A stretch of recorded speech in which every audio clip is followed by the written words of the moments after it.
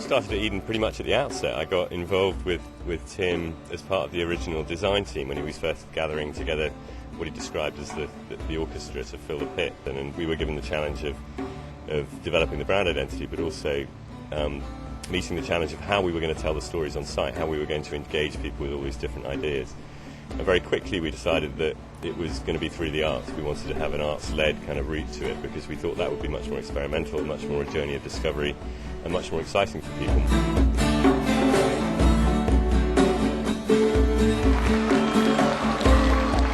We can afford to allow artists to respond in a much more liberated fashion, both to the physical space and to some of the core concepts within.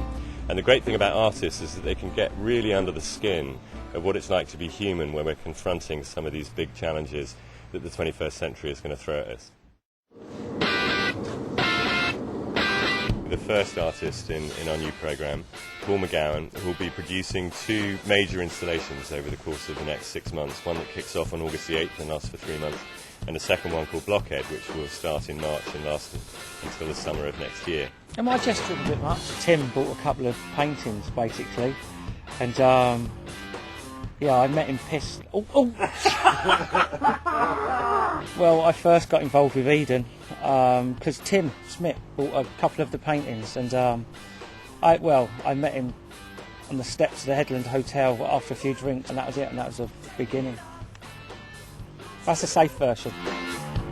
Just looking through the internet, and we was looking at endangered species, endangered and extinct animals.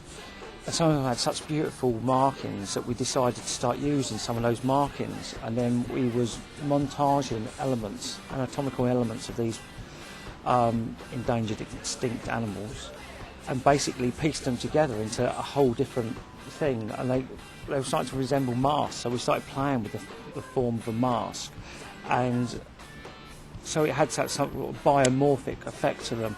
So you'd look into them and there's like a reflection of mankind, but they was made up of marks of things that we have directly basically wiped out their species or endangered their species by our actions.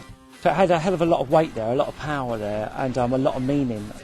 Paul is going to be working with us with all sorts of people from our team. The landscape team, the horticultural team, the technical team, as well as the creative team. Well, the thing is, with a gallery, as much as I love them, the thing is, it's the same people that go to a gallery all the time. The same crowd, in and out, and in and out. And so you're only talking to one type of person. But at Eden, you have a huge cross-section of society. You won't find it anywhere else. It's a special place. Here at Eden, we've got one of the most spectacular venues in the country for live music, and we run an annual programme of events called the Eden Sessions, where top artists come from all over the world to perform to our local and audiences, and also people coming from further afield. This one's for me dad for taking me down bed Ruth and steps as a child.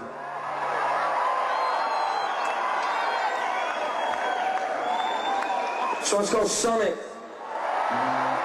Paul McGowan is a friend of mine from Bath. He became more involved with Eden, and his exhibit it's taking place here at the moment, and hopefully we'll be taking over one of the domes next year, so doing a bit of an art installation.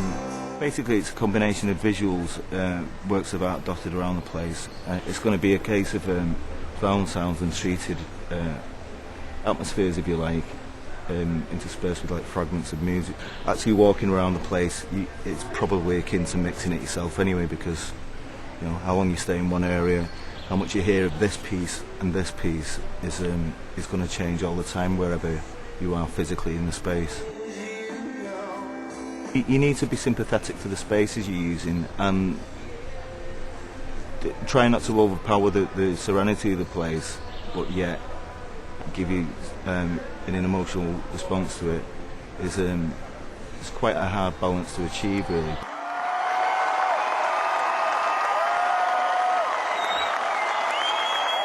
Well, I think they're amazing. Look where they are. I mean, what an environment to go to a gig, and it's like the base.